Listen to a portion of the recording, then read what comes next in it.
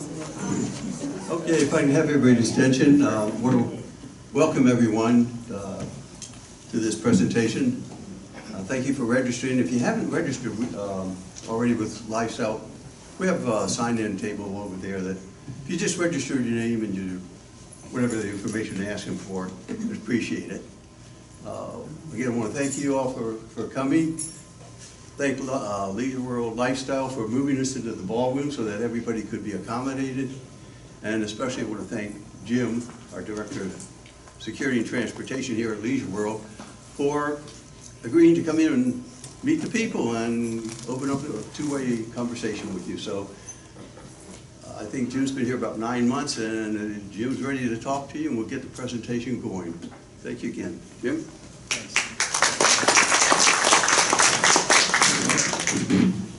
Can everybody hear me okay? No. Is that any better? Yes. Okay. All right. So obviously you know who I am, Jim Rudnick, Director of Security and Transportation. I just want to say it's really an honor and a privilege to have the opportunity to speak to you guys.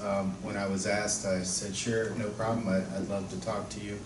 And so I created a PowerPoint, basically just goes through sort of what my vision is for the department, my short, mid, and long-term goals, and then we can have questions at the end. Just a little bit about me. I started my career in law enforcement in 1989 as a dispatcher in our emergency communications center. I was there for about 6 years. I was promoted to a supervisor there. And then after that, I kept applying to be a police officer. It was a lot harder to get in back then. I was hired as a police officer in 1995. I joined our conflict negotiations team in 2006. That's basically hostage negotiating. I did that for 16 years and eventually was a team leader on one of our negotiation teams. We had 3 teams in the county. I was in charge of the A team. 2009, I was promoted to sergeant, did a lot of time in patrol, and then ended my career the last 11 years in the 4th District Community Action Team. If you're not familiar with where the 4th District is, you're in it. It's basically Wheaton, Olney, some parts of Cloverly, and things like that. And what does a community action team do? Well, basically, we did anything. We were not responsible for running calls for service. We were responsible for doing anything the commander asked us to do. We handled community complaints, and basically we addressed anything that we called a quality of life issue. And so a lot of what we did was drug complaints, disorderly behavior, things like that.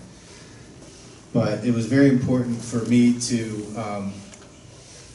work under the SARA model of community policing, which was identifying problems, coming up with solutions that were sustainable long term. And so that unit was really made to focus on a problem and come to a resolution that would make that problem go away for good. So that was very rewarding for me. After I retired, I went to Georgetown University Police Department as a lieutenant in charge of their patrol division. I was only there for 3 months before Leisure World opened up this opportunity, and I applied and they selected me. I do have a bachelor's and master's degree from Johns Hopkins University in management. The focus of my degree was public safety leadership. And I'm a nationally recognized speaker on suicide by cop because it happened to me. One of the first things I did when I got here was create a mission and vision statement for the department. I'm in the process of implementing this plan. I haven't really put it out to my team yet because I'm restructuring our, they have like a manual for special police officers and it really needed to be upgraded, so I'm working on doing that right now. But I wrote our mission statement, which you probably can't read it, it's so small, but it says, it is the mission of Leisure World Security and Transportation to provide a safe and secure environment to our community, to protect life and property, to reduce crime and the fear of crime, and to provide service with integrity, compassion, and a respect for the rule of law. And then I also wrote a vision statement sort of directing the department on where I'd like to go. And it says, we recognize our responsibility to better the lives of those in our community and will provide quality support, safety, security, and resources to all persons in need. Through collaboration with Leisure World community, we will create meaningful relationships that sustain a safe environment for all. So that's something I really want my team of employees to embrace, and that's how we're going to move forward. So I'm going to go through my short-term goals. A lot of these have already happened, but I'll just bring you guys up to speed. And I did write an article in the paper about a lot of this stuff, but if you didn't see it. So vehicles and equipment. One of the first things that was already kind of in the works before I got here was radio replacements for the security department. So we did order new radios. They're better than the old ones that they had, and we added like 3 channels. So we have like 1 channel just for operations, 1 for transportation, and then 1 for special events. So for example, like Juneteenth or the 4th of July, anybody working that detail could be on their own channel, so it doesn't interfere with the radio traffic that's going on the main channel.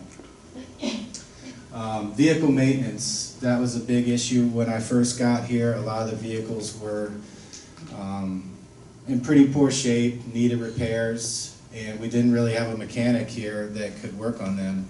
So I took 2 of them to Graves up in Olney and got them repaired.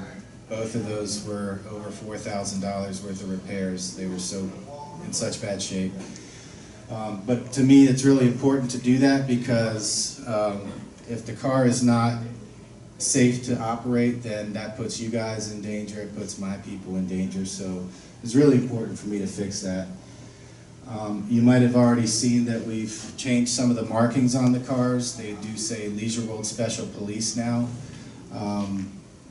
That's just something I thought was important to do. We're still working on getting more of them marked and adding light bars and spotlights. The spotlights will help when we're searching for a missing person at night and identifying what street you're driving up to. It's hard to see street signs without a spotlight, so that's something I thought they needed. Shuttle bus service. This has been a huge problem here. So just to give you an update on the status of the buses right now, there's 2 of them running, the red and the green line. Both buses have ramps that are broken, but we chose to operate them right now rather than keep them out of service to get those repaired because we would have no buses. The 3rd bus, the transmission went out, and so that's being repaired, and the 4th bus, as you know, was totaled in an accident, and it's expected to be replaced by the end of this month. So that's the status of the buses. I wish there was something more I could do, but it's really out of my hands. We're under a contract with the company, and it's a standard contract. It was reviewed by attorneys. There's nothing really wrong in the contract. A lot of people say they wish that it said that they should rent us a bus or lease us a bus or loan us a bus when one goes out, but it doesn't say that. And so, like for the most recent Health and Wellness Expo, I rented a bus from Air Bus Company. Just to let you know, the cost of that bus for 6 hours was $1,300. So when people say to me, why don't you just rent one? If we did that every day, we'd be bankrupt. It's just too expensive. So we're just trying to do the best we can with what we have for right now. I did add GPS on all the buses and dash cameras, and for the riders, I put out the information that they can log into this Verizon website called Verizon Connect Reveal, and they can track the buses in real time and see where they are in relation to the stops and things like that. Uniforms. So we are upgrading our uniforms. We created a new patch and a new badge, and so you'll be seeing that when we finally get them all done. I did add surveillance cameras to the main gates right now and some other places. But originally we just had cameras at the gates that had no audio. So we could see what was happening, but we couldn't necessarily hear things. So the gates now have, all of them have cameras that have audio. That's been really beneficial for me to hear what's going on in there and identify issues. Also added some in Clubhouse 2 in the pool area, and we're going to be adding more in the fitness center, Clubhouse 1 pool area, the bus turnaround. So I can see all these cameras all the time. I'm constantly monitoring them, and I find that they've been really helpful. Just last week we had a lady who was driving in the Norbeck gate. She lost control and struck a pole, and she just continued through the community, didn't report it. We were able to get her tag number, and she gonna pay for the damage. Body cameras and report writing. So the report writings that they do here was really substandard. They use a PDF form. It doesn't generate a report number. You really can't search to find a report. It's very hard to go back and look to see what happened. And so, due to another incident, Mr. Kimball wanted me to purchase body-worn cameras. So I have done that. They haven't arrived yet. I did write a policy for wearing them, and when you do that, you're starting to collect evidence, so you need a real report writing system, so I purchased that as well. We've started to, just last week I met with that company and we started to put information into the report writing system so it can be up and running pretty soon. And the last one is emergency cell phone at the main gate. Due to the power outage, we had no phone when that happened, so I was able to put a cell phone up there if that ever happens again. That's just a look at the new patch and the new badge that we ordered, and they're here, and so you should be seeing them soon. And that's a look at the old car and the new markings if you haven't seen it. Another thing that was a problem, even before I got hired, was overtime. Ms. Castillo told me that security had used a pretty large amount of overtime before I even started. And so when I first got here, I found a few reasons that that was occurring. Number one, very short staffing.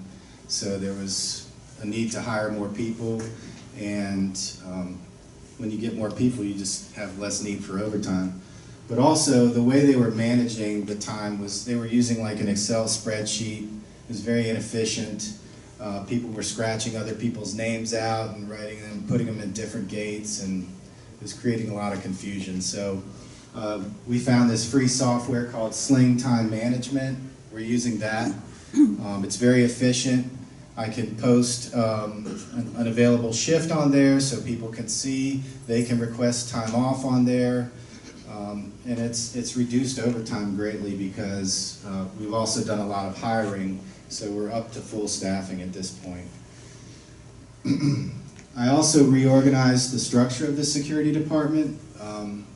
When I first got here, it was basically me, and I was in charge of an administrative coordinator, a transportation supervisor, and a supervisory special police officer.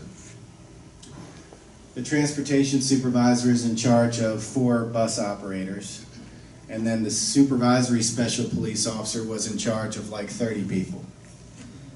That is not good leadership. You cannot be in charge of 30 people, write 30 reviews, and possibly know what 30 people are doing at all times. It's just not feasible.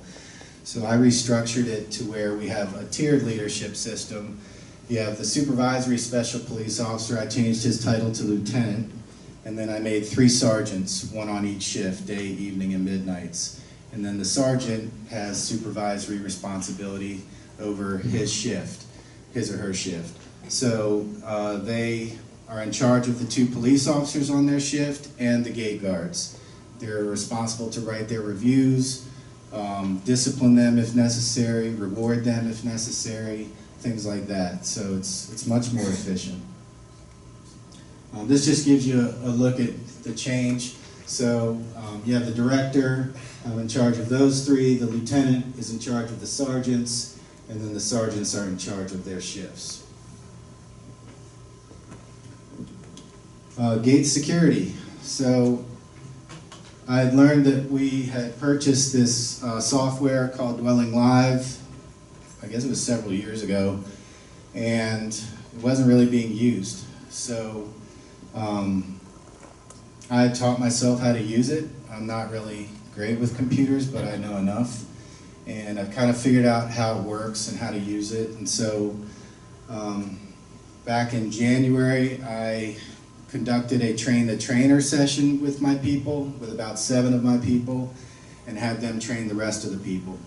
And so we went live February 10th, and I just said, we're just going to turn it on and see what happens. And I know there's going to be backups, and I know there's going to be complaints, but we need to start using it.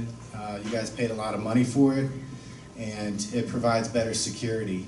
And so we did that, and yeah, we've identified some issues with it, and we're working through them. But I think it's a much better system, and it's much safer for you guys in the community to vet people that try to get in. In addition to that, we're working on a program to train everybody on how to use it. That means you guys. So I guess it was about 2 weeks ago, Jim, we had a meeting with Steve Wishman, Jim Leon, Jim Olson, and Dave Merritt. I think, if I'm missing somebody, I don't know, but what? Sloshenberg. Oh yeah. Thanks, I can't say his name. So we had a meeting and basically came up with some ideas. One was to create a YouTube video to show everybody how to use the system, to log in, and once you do that, you'll be able to manage your own visitors. So you can add guests, you can remove guests, you can restrict a guest, you can send a pass to their cell phone. It will send them a QR code on their phone. You can send it to their email. So, so I get some complaints about the way the passes are now, but they do work. And just so you know, when a visitor comes in with a pass and it has the barcode on it and it's scanned, once that guard scans the pass, the computer validates whether that pass is good or not, meaning the person should be here. And as soon as the computer says, yeah, that's good, it also automatically opens the gate. So it's very efficient. If it says, no, that person shouldn't be here, then the guard knows they need to investigate further why that person's trying to come in. So I just think it's a better system. We do have people here that have protective orders against other people, and they've gotten in, and they've gotten to their door. That's not acceptable. I also created a police substation. It's located in the admin building right now. What is that? It's basically just a shared office for the Montgomery County Police and for our police. They haven't really started using it yet. I don't think the word got out very well to them that it's there. But they do have a code where they can come in to that door 24/7, and they can write reports in that office. They can conduct investigations. I think it's important because it builds relationships between our police and their police, and it also increases visibility in the community. You get, free police cars driving through the community. I also added the fire rescue paging system to all our SPO cell phones. So I luckily had a friend, back when I started in the Emergency Communications Center, I made good friends with a guy who was on the fire department, and now he's number 2 on the fire department. And so I called him up and I said, is there a way for us to get the information that you guys are coming in here? Because the way we were doing it is if a fire truck or an ambulance came through the gate, that gate guard would announce that they came in, and then the SPO would drive around trying to find them. It's just totally inefficient, and half the time we wouldn't find them. So So now, every time that they come into Leisure World, we get a page, and it says where they're going and what they're going for. And so sometimes we can beat them to the call. We can get there with a key if we know, if it's not a high rise, it's not a perfect system. The high rises, they give you the address, but not the apartment number. So it's not perfect, but better. Defibrillators. Me and Lieutenant Pearson went through the entire community, not the mutuals, but the trust buildings. And I forget how many there were. I want to say 11 or 12. Do you remember? It was like 11 or 12. And 2 worked. And so all the batteries were dead, so I purchased new batteries. They're all working now. So that was just something that was neglected. Midterm goals, for me, training is really important. We're really lacking that here, and I think it's of major importance. So SPOs get 80 hours of training to become an SPO, and then they're required to do 12 hours of training over 3 years. That's it. That's not enough. So I'm trying to create an annual in-service training program for our SPOs, send them to outside training. Montgomery County offers something called crisis intervention training. It's a 40-hour course, it's free, and it teaches you how to deal with mentally ill people. And I went through the training myself. I think it's invaluable training, and we're going to send our people to it. We're doing in-house training. Lieutenant Pearson created a PowerPoint with some of our top gate personnel to teach new personnel how to work at the gates. I thought that was a really good idea. It's been very helpful. A lot of the complaints I get is that the gate personnel should know this by now. But one of the things that I looked at over the last 6 months, I had written 55 terminations or hires. So it was like 8 a month, almost 8 a month. And I'm not saying I fired them, they quit, or and then hiring.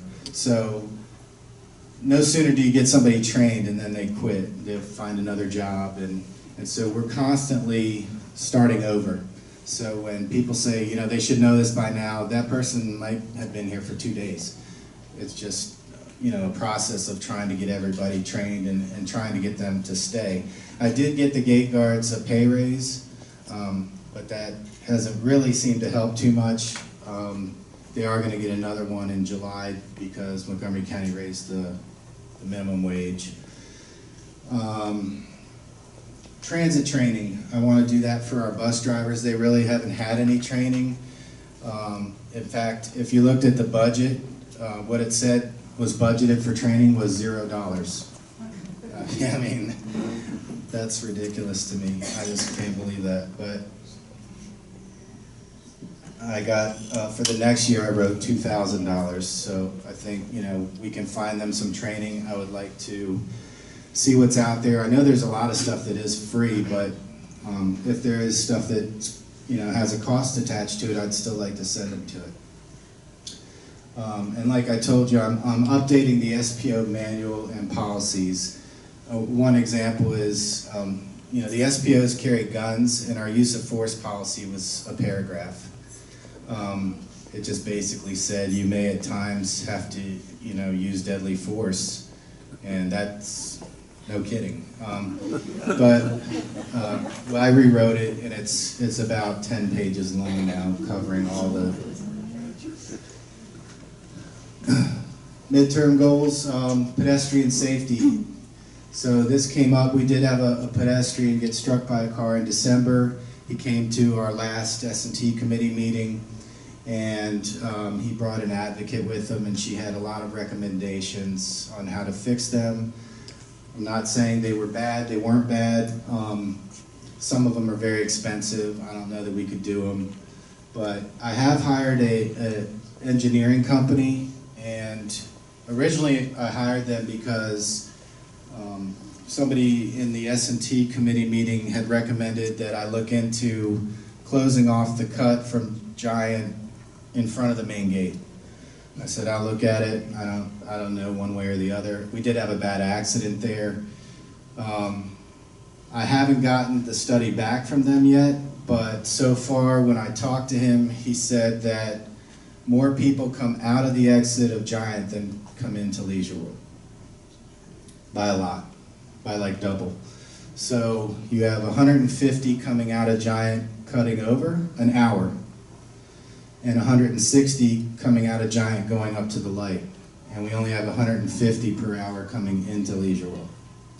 So I don't know what the recommendation is going to be, but I don't think closing it is going to happen.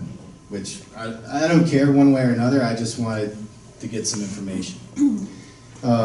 He did have another engineer look at the pedestrian crosswalks, and he said none of them are ADA compliant. He said that's not necessarily Leisure World's fault. They're old. It could have been that when they were put in, they were fine, but things change, and he's going to write up what changes need to be made and what it will cost to make them.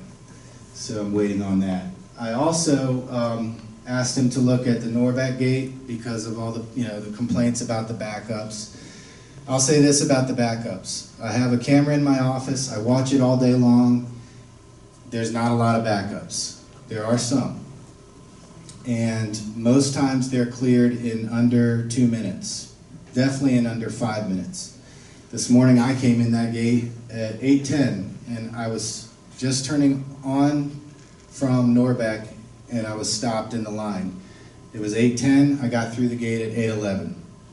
So there's a lot of complaints about, I had to wait 20 minutes. It's just not true. I've even gone back and reviewed video of the backups to watch how long it takes. The worst one was 6 minutes, and that's because a funeral was letting out from the church and all that traffic was cutting in through the line. So I did write a proposal to move the gatehouse back and create a second lane just like Connecticut Avenue. I asked the engineer to look at it. They're going to get to that next.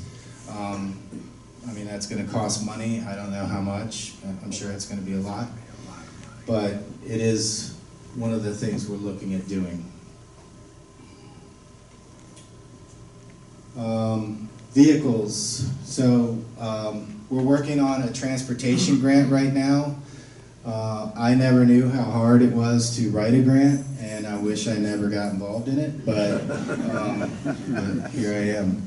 So it was Mr. Kimball's idea, and I've been working with 3 volunteer residents from the community to write this thing, and it's a lot of work and a lot of time, and sometimes my eyeballs are on fire and I just have to stop, but we're trying to get money for extra buses, extra drivers, and things like that. We also need to replace some of the vehicles in the security department. There's 2 vehicles that are over 10 years old. They have over 130,000 miles on them. And then we're going to start looking at doing a resident ID card system. What we want to do is get a photo on the ID, because the ones we have now, there's no photograph, there's no way to identify who you are. Anybody could be holding it up.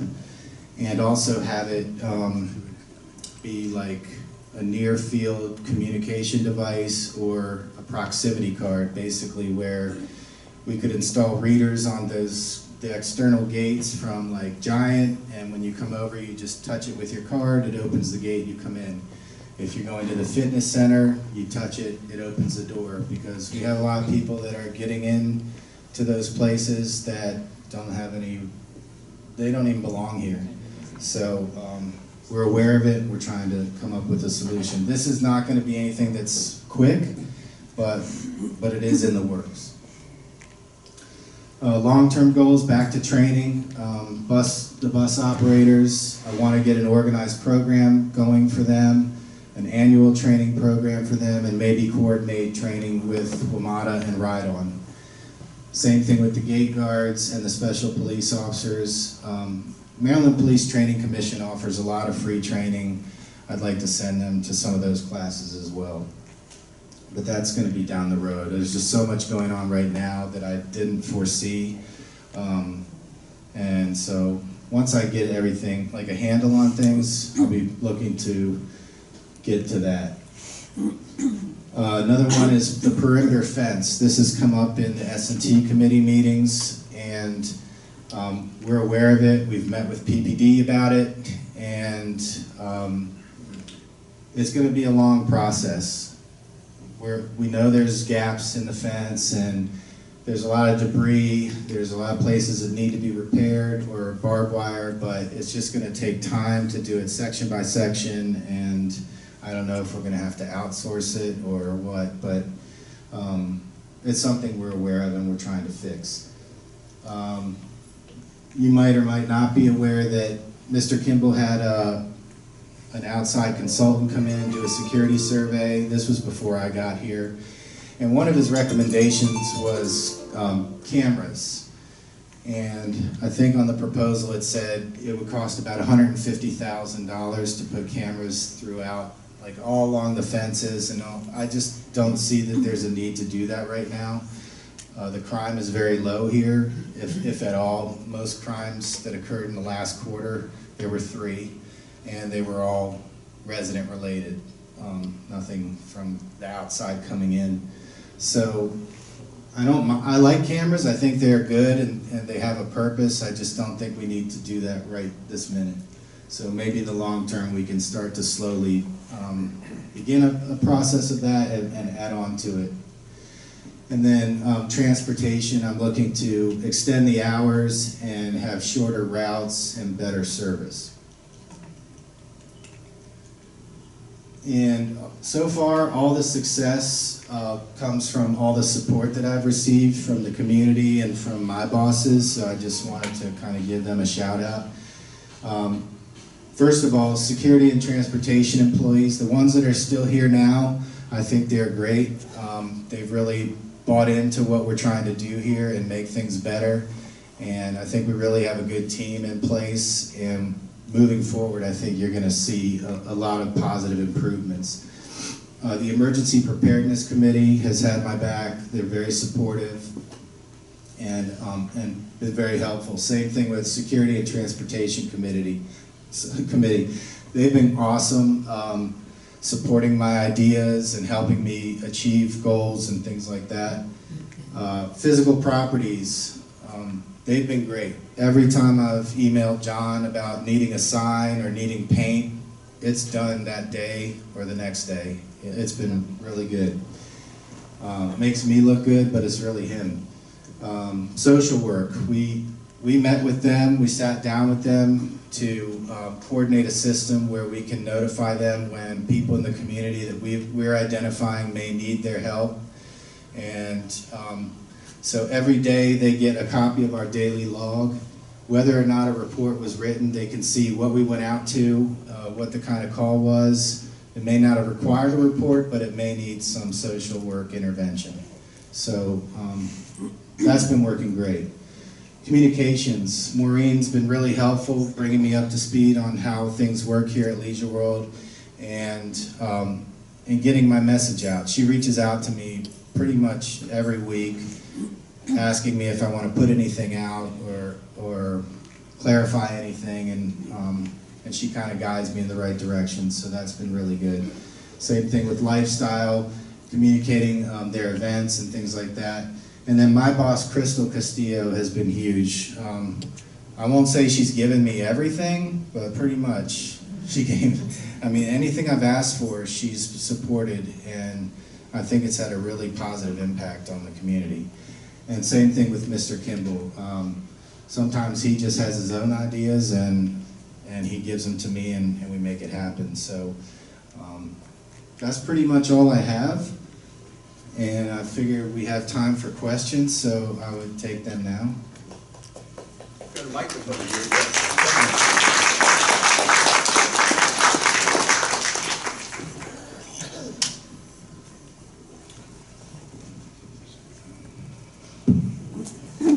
So I have a question, and thank you for the report. Very impressive, and thank you for all you're doing. We're very grateful for you, frankly. Thank you. So I'm involved with the pet club here, and I was wondering if you have any protocol. I don't think there is one, but maybe what should be established for lost pets or found pets within Leisure World? So, I think it was a couple months ago, LT, where somebody called the front gate, the main gate, and said that they lost their dog, and the gate guard at the time told them, "We don't do that." And I said, "Yeah, we do." So I said, you know, as a police officer, if I was driving through the community and somebody flagged me down and told me they lost their dog, I'd get a description, and you know, if I see it while I'm driving around, I'll call it in. But there's nothing that we don't do, or we shouldn't be doing. So, so they know now that we're supposed to send somebody to that. Other than that, I don't know what protocol, like, are you saying like how to notify residents? Either that, I know that there was one lost recently, Uh-huh. and they called up the main gate, and then it was found, and they called the main gate, and they never connected the two together. Okay. Yeah, so they keep a daily log. It should be on there, and that helps them see what's been going on, but sometimes it just depends on whether the person documented it, and if they didn't, then the next person might not know. Like I said, we're always hiring new people, and it's a process of trying to get everybody up to speed on what the procedures are. But it's a constant work in progress to fix that kind of thing. But we're trying. Hi, thank you very much. You mentioned the new guest management system. How do we access that?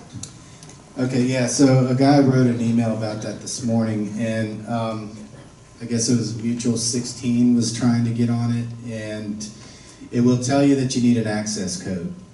And so that's the reason that I'm doing this training program first, because one of the things we found is when they purchased the software, I want to say it might have been 5 years ago, okay? So a lot of the information that's in there is not accurate. So it needs your email address, and you need a password, and then once I have that information, I can send you an invite, and it'll give you that passcode to get in.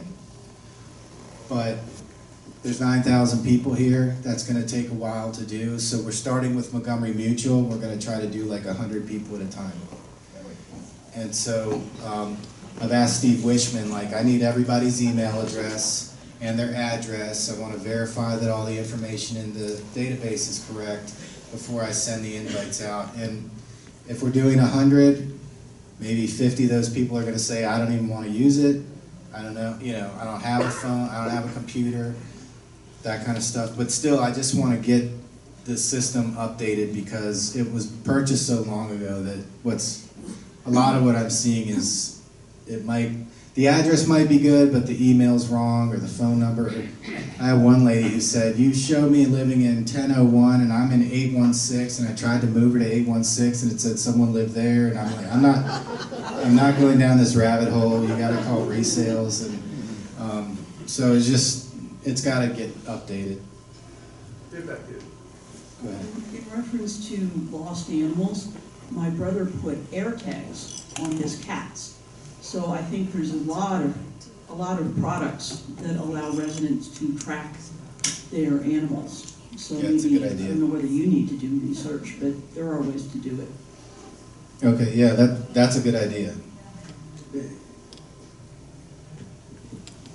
You mentioned the engineers looking at the main gate in terms of the crossover, but is there any concern about the way it's set up now that visitors are close to the building, and then for those of us in the residents, we are at the other lane, and then as we both go through, everybody's trying to switch lanes, because if you know, as a resident, if I want to come in, I'm trying to move over to turn left, and find it sometimes difficult. Yeah, I'm not sure how that can be addressed, because the gate guard needs to focus on the visitor.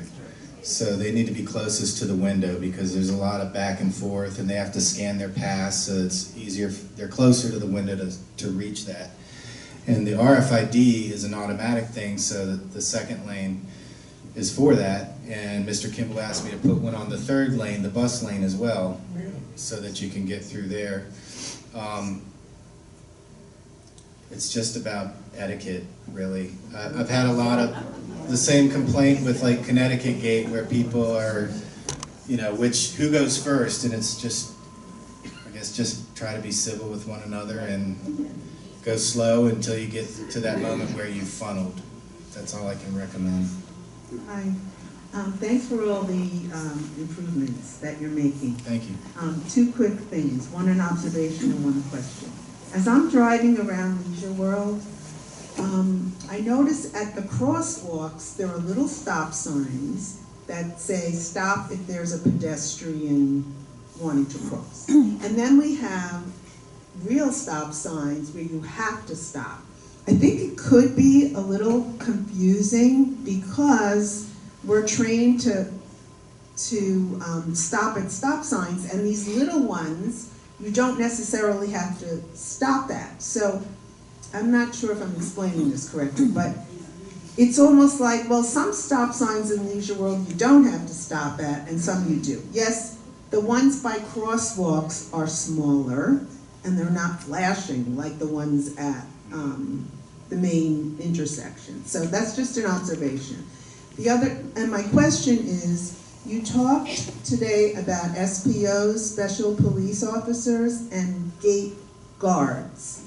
What is the difference, if there is one? Sure. So first, the crosswalk.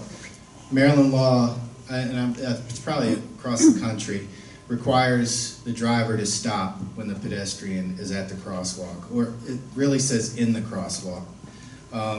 If they're waiting, there's not a requirement to stop, but you should. So even though there's no stop sign there, that's what the law says. So when people get their license, like my daughter just got hers, God help me, and that's a test question that, you know, you're supposed to stop for them in the crosswalk. So you're supposed to do it. Whether people do it or not, I've seen everything, and you know.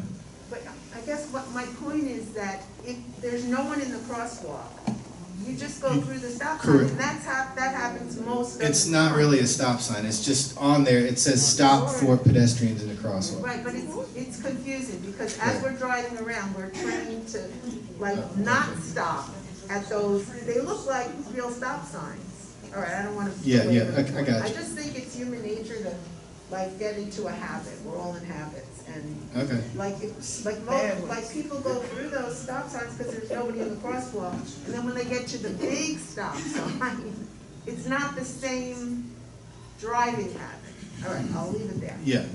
Okay. So, and then for special police, we have 11 special police officers.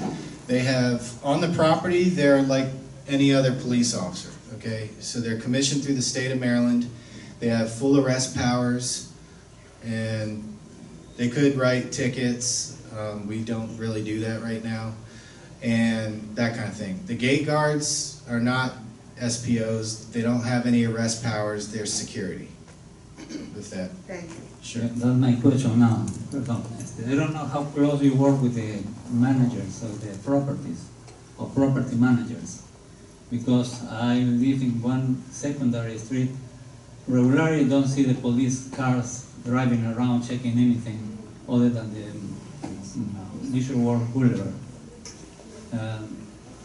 When I call the attention to the manager, to the property manager, because we have cars parking in the residence only, in the handicapped people, and any other parking spots, they don't no control at all. So you can see anybody parking everywhere with no restrictions at all. And when I approached the manager, she was telling me that they don't have authority to do anything. So I don't know who has more authority, you or the managers, because we have cars with expiration date, the registrations.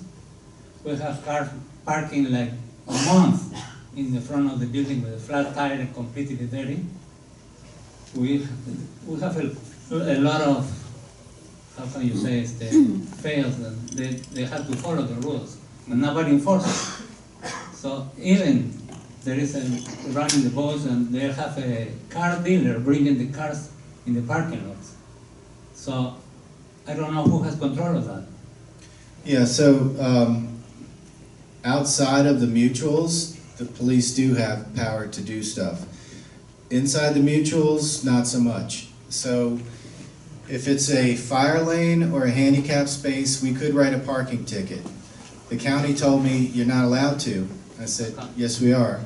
And they said, we'll have to see if we have an agreement. I found the agreement, it was from 1988, and I sent it to him. And I said, we're allowed, and I want the training and I want the tickets.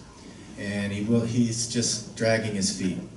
And I've reached out to him 3 or 4 times, he's ignoring my emails now, and so we're gonna have to go over his head. But also, I get a lot of complaints from property managers about, hey, this car has dead tags, or it's in a space. We're on private property, okay? And in the mutuals is a second tier of private property. So Montgomery County has a system for dealing with that. And I have all the forms, and when they reach out to me and complain about that, I send the property manager, there's 3 forms. One that tells them what they need to do, one that's like the application to tow the car, and then the third is the list of tow companies they can use to tow it. They only charge us what they charge the police, which is $122, and they won't tow them. Not the county, the property manager. They won't fill out the form and send it in. That's what I've noticed. There's been ones that are on North Leisure World Boulevard or South Leisure World Boulevard. I filled out the form, I faxed it to the county, they came out and towed it, I paid the $122. It's not a big deal. They can get rid of it, but they don't want to. So it would be up to the property manager to address that. He doesn't want to do anything because he gets reparation or represalias. Yeah, like you can, so when you're in private property, it's just like being in your driveway. So if you have expired tags, it's on private property, it's not really a violation. So if the mutual has a rule about it, then it can be a violation and they can tow. Most of them don't, but you should go to the property manager or the mutual president and say, we need to start making rules about this so we can get rid of the cars. Okay? Okay, I have 3 questions. Okay. The first one is, how often do you find unauthorized individuals trying to get into Leisure World? The second question is just if you could make some comments about the barbed wire on the perimeter fence, because I saw that on one of the slides. And the third is, are there any plans for or any consideration of additional crosswalks? And just for me, or for us, it would be the lack of a crosswalk coming directly across from the MedStar Medical Center and where the dental, you have to walk to either end of the block and come across. So everyone is not necessarily driving to the medical center. There are those who are close who would be walking. And I can repeat those questions. Yeah, because my memory doesn't Okay. work. But So let me deal with the crosswalk. Can you just email me and I'll I know they did before I got here, they had a guy that did like a survey on crosswalks. Someone wanted one that was like a diagonal one, and that wasn't recommended. When I talked to the company we're using, the guy that got hit wanted the crosswalk moved to the mid-block, and the company said, we don't really recommend that because drivers are looking for crosswalks at intersections, not mid-block. So it's not so safe to move it. But yeah, and that is an intersection coming in. Correct, Yeah. correct, I know. But so, and then what was the other one? Email that. The other is if you can make a comment related to the barbed wire fence on the perimeter, make barbed wire on the perimeter. Yeah, so some of it has barbed wire at the top. And the last time we met with PPD, they said they had already run like 1,000 feet of it across, is it 9, Mutual 9? All over, actually. All over, okay. So they put it at the top of the fence in certain locations. But I don't know much more about it than that. And but the other question was, how often do you find unauthorized Oh, yeah. individuals trying to get into Leisure World? So, pretty often. I mean, I wouldn't say majorly often, but there's certain people in here that do bad things, and they invite their bad friends to come here, and they're not allowed to be here. Other times, we have, this happened over the weekend, where a lady showed up yesterday with a Home Depot delivery truck to deliver a couch to her mom. And she is a valid guest. And she was told by the gate guard, you can't do it, it's against the mutual rules. And she said, I don't care, I'm gonna pay the fine, and she just blew through the gate. So when that happens, I just want y'all to know, I had Lieutenant Pearson call the mom this morning and let her know that her daughter is banned for 30 days. And the second offense is 60, and the third offense is permanent. So that's how I'm handling that. There has to be consequences, and a fine doesn't do anything, but when you can't come in for 30 days, that's, I think, more effective. So I don't really tolerate that. I will tell you this, the gate guards get a lot of abuse. They get abused by residents, they get abused by their visitors, they get abused by caretakers. It's really unbelievable, and that's another reason I put those cameras in there with the audio, so I can hear what's being said to them, because it's not right. And they don't deserve that for $16.25 an hour. That's what they get. Go ahead. I get a lot of deliveries, Mm-hmm. you know, groceries, Amazon, whatever. I don't know if there's any control over who comes in, if there's any tracking, because sometimes like a blank white van comes in, and how are you gonna know if what they tell the gate guard is true? Yeah, so with like Amazon, sometimes they drive like a regular car or whatever, but they have to identify who they are, and they have to give us a Leisure World address where they're going. Okay, we don't give them a pass to come in. We do let them in because they could be delivering oxygen or medication or things like that.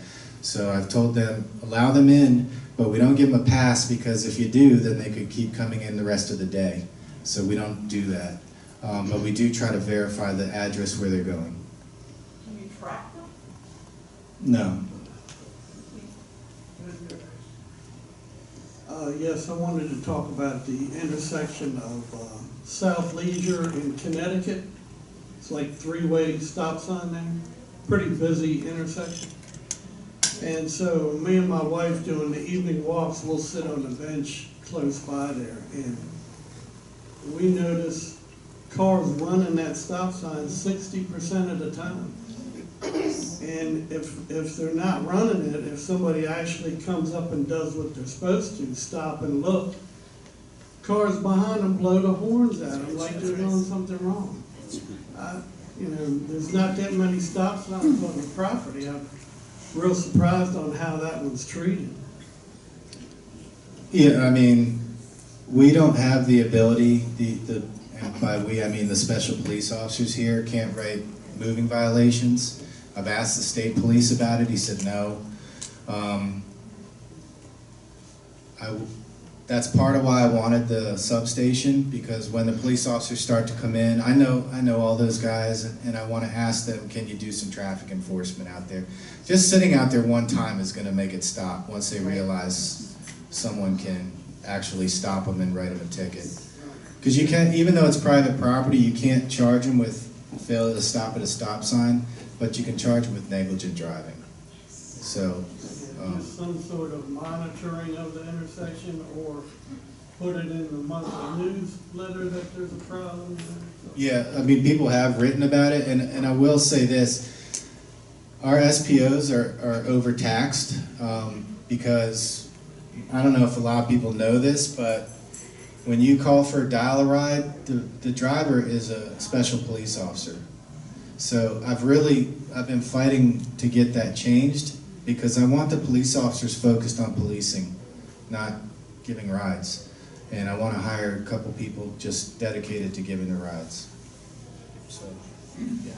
My question is about the metro buses coming in. Are there any issues with unauthorized people getting off those buses? Since I've been here, we had one guy that came in, a homeless guy, and he went to sleep on the couch in Club 1. And I just walked up to him and said, "Hey, do you live here?" And he said, "No, private property, you gotta leave," and he did. That's the only incident since I've been here. I know there's been others before I got here, but there's really nothing no crime has occurred that was traced back to the bus that I'm aware of, okay? But I am putting a camera there so I can monitor who comes in, and if something happens, I can go back and get their description and things like that. Thank you for the great job you're doing regarding security. I have a question regarding the darkness at Brookside Court. There's a building there which I live in, and there are 8 apartments. It's a 2-story building, and constantly the light is out on Glen Eagles Drive, the spotlight, the street light. And if you had your back to the court sign, it's to the right, diagonally off to the right. Now, I do understand, I've lived here 14 years in the past, the patrol people were supposed to inform the front gate, who would then inform PPD that the street lights are out. That does not happen anymore. I notice that quite often, and I have reported it to Steve Wishman at Montgomery Mutual. He then calls PPD, and they put a ribbon on the lamp itself, on the pole. And then it takes them 3 days to fix the street light. And the darkness there is unbelievable because right to the right-hand side of the building, if you're backed up to it, there's a brook. So there's no buildings, and the other side of the street is the golf course. So I think you might think about adding some more lights there, maybe on the building itself, building 67. But I think it's so dark there, it's perfection for a break-in. Thank you very much. Could you just send me an email with that information? And I do contact PPD with those kind of things, but I'll also make sure that it's something that we train our SPOs to look for. Sure. We're running out of time, so we have the last 2 speakers. Good. Do you have the time to answer me? I just have a meeting at 1, so I probably shouldn't have said that because I do need to eat lunch. But I have a question about the RFID stickers. So I think the need for those stickers will be ongoing because people get new cars. And I'm wondering if at any point it would transition from being where people have to come at just the few hours each month that are available to something more like you just stop into the office when you can and get your replacement sticker. Because for me personally, I'm not retired yet. I still work. I'm not at work today, but because I wanted to come to this. So, but I'm having a hard time making it to the times that the stickers are being made available, and I have a new car, but it's been almost a month and I haven't been able to get a new RFID sticker yet. Thank you. I appreciate that. So the way I've been doing it is 2 dates a month, and I try to kind of alternate. So some are in the evening, some are Saturday, some are still weekday, just trying to get to everybody. And I told my assistant that we're still getting like up to 80 people signing up. So I said, once we get lower, then yeah, the plan is to just have like, you could just come in maybe once a week. We'll have like a 3-hour time cut out for doing that. But with it still being 80 people every session, I don't think we could handle that in the office at this point. So I'm trying to get there, but we're not there yet. Yeah. Okay. I live in Greens, building number 3. About 10 days ago, on a weekend, about 6 o'clock, the fire alarm went off, and there was an announcement to leave the building immediately by stairs. on 8th floor, I have a lady who is about 99-year-old. She lives with her daughter, Michelle. And Michelle, I completely forgot about her. I came out, but by afternoon, I found out that Mary, the 99-year-old, kept begging to her daughter not to leave, and they remained in the building. Do we have any plan for people who are over 90? I have at least 10 people who are over 90 in my building that I know of, and there are at least 2 or 3 people who are more than 100-year-old. Do we have any plan for those people in case of emergency? So I called the fire department about that because I heard that some people, you know, have mobility issues and things like that. And I talked to Lee Shields about it. I don't know if he's one of the mutual assistant managers, I think.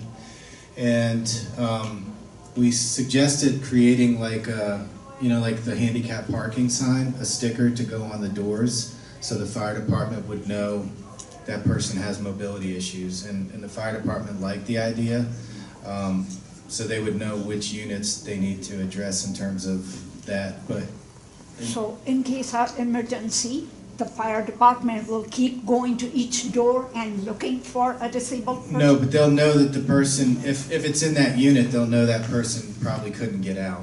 Because my building has 250 units. Right. And at least 500 people living here. And I believe there may be 10% of the people who are over 90 and maybe a little bit disabled. Yeah, I mean, I don't have a plan for that right now, but it's obviously something to consider. Go ahead. As a follow-up to the comments about the dark parking lots and dark areas, especially in Montgomery Mutual, if you go through the parking fields, they are all very dark. They do have lights, but the lights don't project light through the area. When I try to walk around my court, my parking lot court, I can't see very far in front of me. So I don't know how safe it is for me to be doing that.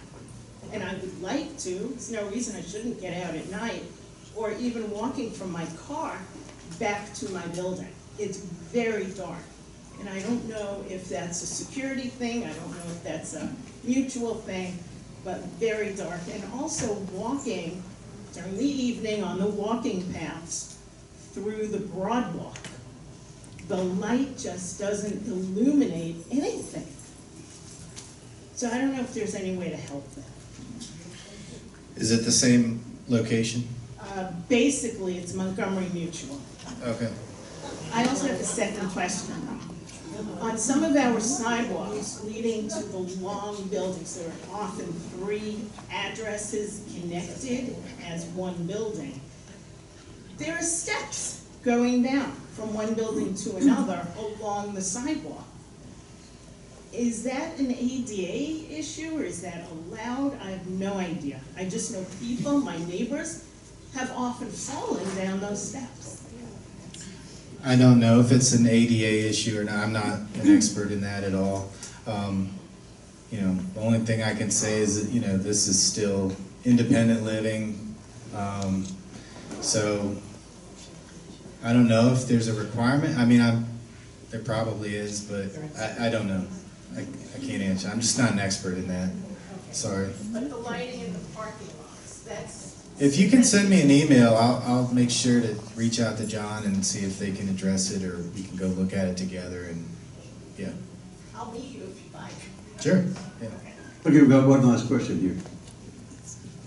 Hi, I was wondering if you could say anything more about the contract that Leach World has with the bus company that does the repairs and the leasing, and it seems to be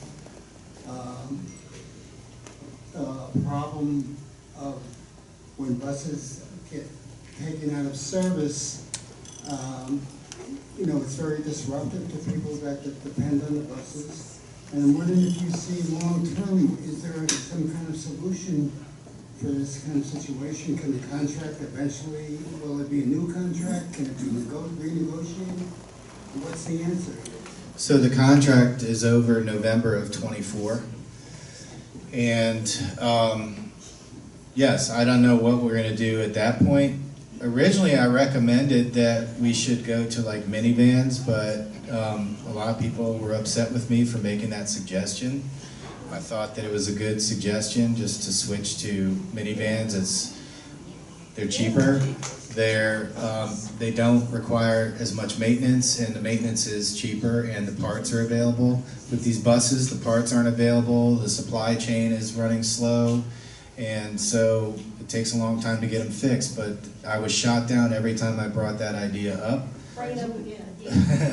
by some people in the S&T committee, and bus riders specifically. And so we're working on a grant to get extra buses and more drivers and try to improve it. I don't know, that's not going to be overnight, obviously, but I'm working on it, and it is at the forefront of my attention, and I know about the issues, and trust me, I'm probably more frustrated than anybody about it, because I feel like, my hands are tied. I can't control maintenance problems, and I can't fix it. But I'm trying to come up with solutions. Okay, Jim, I want to really appreciate this presentation. I mean, it's been super. A lot of accomplishments, and I want to also thank you for the accomplishments and for professionalizing our security and transportation people. Thank you very much. Thank you. If anyone has any more questions, send Jim an email. I think that would be a better way. It's Rudnick at lwmc.com. It's his first initial, last name at lwmc.com. It's a standard name. I forgot the convention. Yeah. Thank you again. Thank you.